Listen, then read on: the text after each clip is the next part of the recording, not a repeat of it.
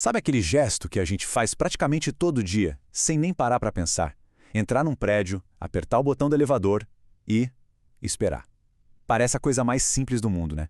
Só que por trás dessa ação tem uma complexidade que a gente nem imagina. Uma inteligência que está ali, calculando, otimizando e levando a gente para cima e para baixo.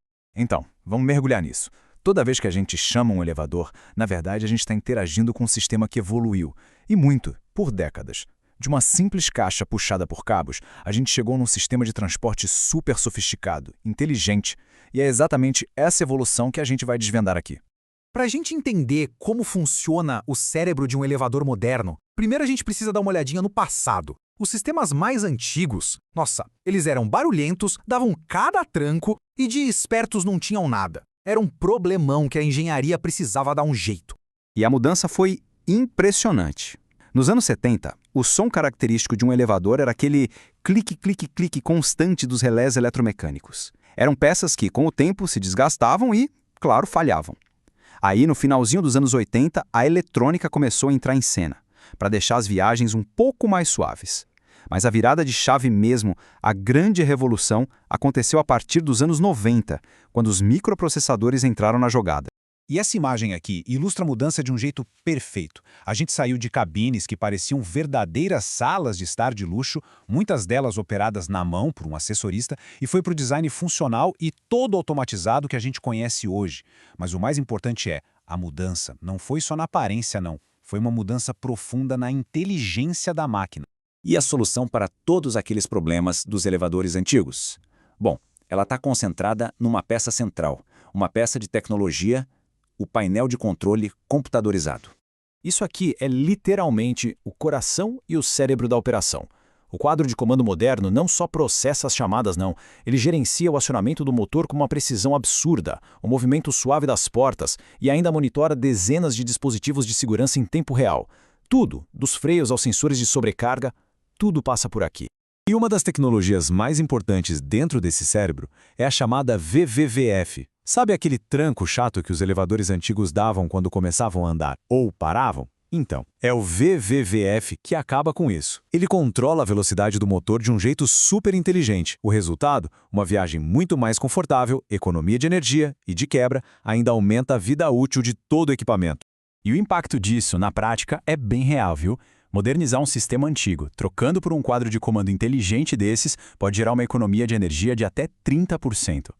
Imagina num condomínio. É uma diferença que pesa e muito no bolso no fim do mês, além de ser ótimo para o planeta, claro. E é aqui que a gente tem aquele clique.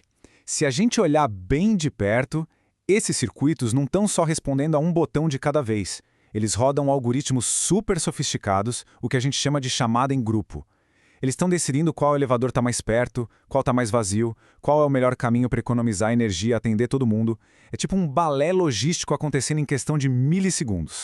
Beleza, otimizar um único elevador já é um passo e tanto. Mas o desafio de verdade é fazer um grupo inteiro de elevadores trabalharem em perfeita harmonia. E é aí que a inteligência artificial entra em campo. Pois é, as consequências de um sistema que não funciona direito, todo mundo conhece. Essa citação aqui de uma pesquisa da Universidade de Washington resume o problema com perfeição. Fala sério, quem nunca ficou plantado esperando, vendo o elevador subindo vazio, descendo vazio, parando em andar que não tinha ninguém? Para tentar resolver essa parada, os pesquisadores foram para uma área chamada aprendizado por reforço.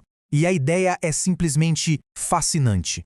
Em vez de você ir lá e programar um monte de regras fixas, você cria um agente de inteligência artificial que aprende sozinho. Pensa assim, é como se o sistema do elevador ficasse jogando um videogame milhões e milhões de vezes. Toda vez que ele diminui o tempo de espera, ele ganha pontos. Se ele demora, ele perde. E o processo todo funciona num ciclo, sabe? O agente de IA olha para o ambiente, ou seja, para o prédio e para as pessoas, aí ele toma uma ação, subir, descer, ficar parado, e dependendo do resultado, ele recebe uma recompensa. A teoria é que, repetindo isso zilhões de vezes, uma hora ele aprende qual é a estratégia perfeita. A ferramenta específica que eles usaram tem um nome chique, Deep Q Learning. É um modelo de IA bem avançado que é ótimo para aprender estratégias em cenários complexos. O objetivo ali era muito claro, superar os algoritmos que já existiam e finalmente criar o sistema de elevadores mais eficiente que a gente já viu. Só que a pesquisa acabou tomando um rumo totalmente inesperado. A história não terminou com uma IA super inteligente resolvendo a vida de todo mundo que espera por um elevador. Na verdade, foi bem o contrário. Dá uma olhada nisso aqui. Estes são os registros de treinamento do modelo de IA. E o que eles mostram? Basicamente um caos. Os tempos de espera não diminuíam de um jeito consistente. A inteligência artificial simplesmente não estava aprendendo. Pior, em alguns momentos o desempenho parecia até piorar. Isso leva a gente para a pergunta de $1 milhão, né? Como é que um modelo de IA super avançado que consegue ganhar jogos mega complexos simplesmente falhou numa tarefa que parece tão simples como otimizar elevadores?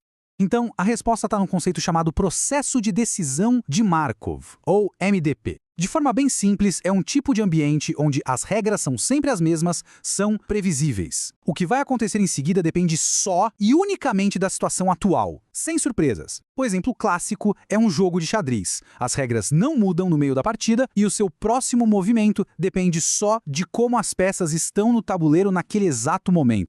E aí está o pulo do gato. O mundo real não é um tabuleiro de xadrez. Pessoas são imprevisíveis. A gente chega no elevador a qualquer hora, de forma aleatória, e isso quebra completamente a previsibilidade que a IA precisava para aprender. Toda vez que uma pessoa nova apertava o botão, o jogo mudava. O ambiente se transformava de um jeito que o modelo não conseguia prever. E aí ficava impossível para ele encontrar uma estratégia que funcionasse sempre. Mas, olha, essa falha não foi o fim do mundo. Muito pelo contrário, foi um aprendizado super valioso.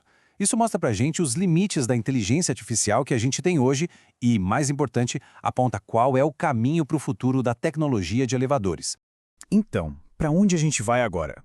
Os próprios pesquisadores já deram algumas pistas. Talvez a próxima geração de IA para elevadores precise ser mais esperta, não só reagir ao que está acontecendo, mas tentar prever o comportamento das pessoas. Ou, quem sabe, a solução seja misturar as coisas, usar a flexibilidade do aprendizado de máquina junto com a rigidez e a precisão de modelos matemáticos mais tradicionais. A jornada em busca da viagem de elevador perfeita está longe de acabar. O cérebro invisível do elevador, ele continua evoluindo, aprendendo.